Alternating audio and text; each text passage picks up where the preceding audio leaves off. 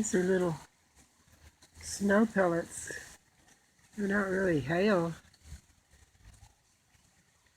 Just little round balls of snow. They're so cute. I think I like them. I think there's some moisture and we really need that. Cute little pansies I got blooming. They don't mind the cold too much. And then a yard full of what I believe is mustard. I'm going to find out, and if it is, well, by golly, I'll be harvesting it. I'll have me some mustard. I'll put a little vinegar in it after I grind it up. It'll be yummy. You know what? Life is pretty good. See, I got a handicap ramp. I got an apricot tree.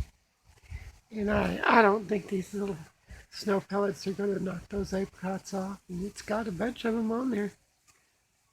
So let's hope they stay. I might open my window tonight. Maybe give it a little bit of warmth, but probably not. They'll probably be just fine. I don't think it's going to get that cold.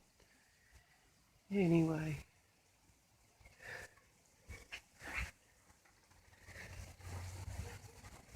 There in the corner you can see two yellow irises.